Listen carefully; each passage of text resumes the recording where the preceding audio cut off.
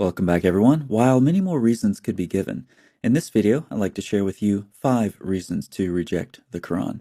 First, it's always fun to appeal to Muslims' favorite Bible scholar who, speaking as a historian, says that the Quran is not a reliable record of the past. Would it ever be reasonable to dismiss all the evidence for a historical figure for 600 years and then only take a scripture that comes 600 years later as the most credible source, such as in the case of Jesus, where he lived and died, and then 600 years later the Quran came and told us what really happened? No, I don't think it's not historically credible. No, I don't think it's not historically credible. Not historically credible. Additionally, on this channel, we've seen that the Quran frequently recites later Jewish and Christian legends as actual historical events.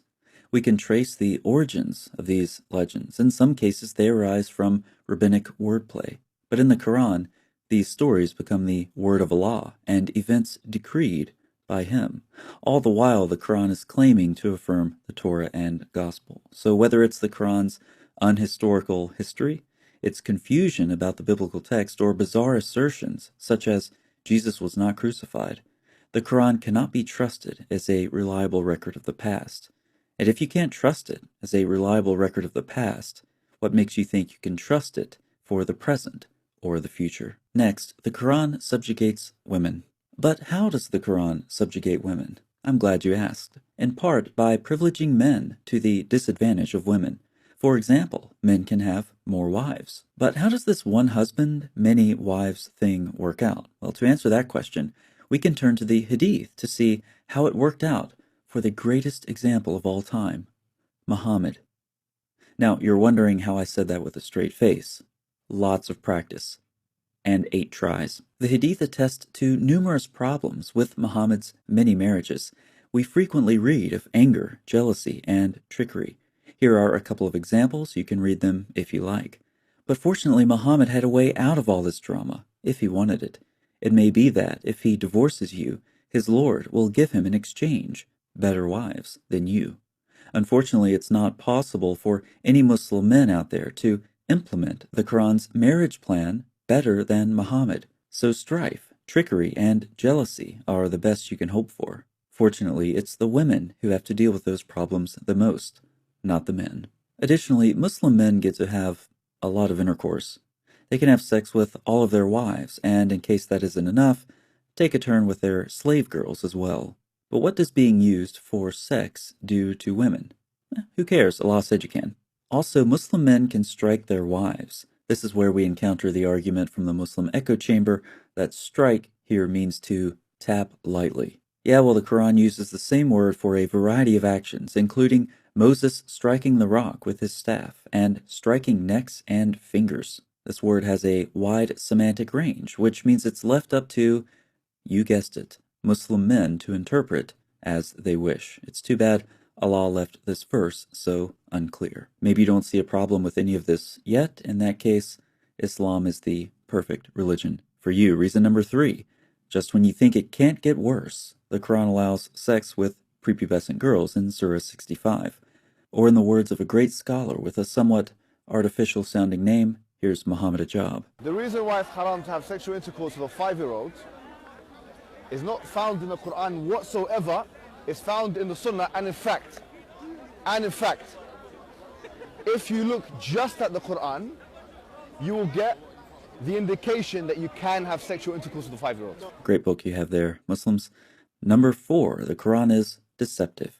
It claims to be on the same continuum of the scriptures of the Jews and Christians, but it actually opposes the morals of these books. When Jesus was questioned about divorce in Deuteronomy, a law made due to the hardness of hearts, Jesus replied, "Have you not read that he who created them from the beginning made them male and female, and said, Therefore a man shall leave his father and his mother, and hold fast to his wife, and the two shall become one flesh. So they are no longer two, but one flesh. What therefore God has joined together, let not man separate." Of course, Jesus is referring to Genesis 1 and 2. To the author or authors of the Quran who claim to be on the same continuum as the Torah and Gospel, while at the same time writing about multiple wives, sex slaves, and prepubescent girls, I would have liked to have asked Jesus' words, "Have you not read? How did we go from the divine design in Genesis, confirmed in Matthew 19, so far backwards in the Quran, when the Quran claims to be on the same continuum as the Torah and Gospel? We could look at example after example of the Quran being ignorant of and contradicting the Torah and Gospel, which it only speaks positively of, and nowhere claims corruption, contrary to the Islamic apologetic echo chamber's common refrain.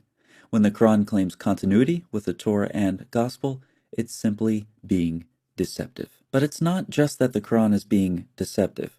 The Quran is really deceptive. Not only does the Quran appear entirely clueless about the books it claims to affirm, the God of the Quran isn't even the same as the God of the Bible. Time after time, we can look at major theological points that weave their way from cover to cover of the Bible. The temple is a great example. Temple imagery is replete in the creation account and is a major theme throughout the rest of the Torah and the Hebrew Bible.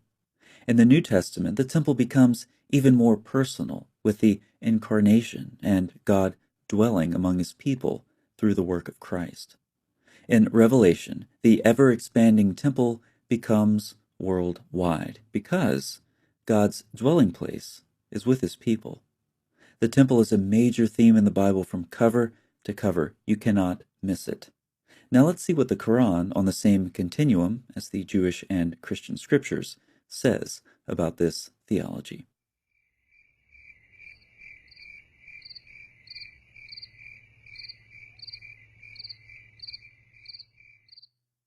Theology so important that nobody could miss it except for the author of the Quran. This is one example of a comparative theological study that can be done between the Bible and Quran that easily demonstrates that the Quran's God isn't even the same God, and that makes the Quran very deceptive. So here are 5 reasons out of many to reject the Quran. It can't be trusted for the past, present, or future. It subjugates women. It allows sex with prepubescent girls, and it's deceptive, very deceptive. Selecting 5 reasons out of so many possible ones is a tough job. Maybe you think you can do better. Let me know what your 5 reasons would be in the comments section.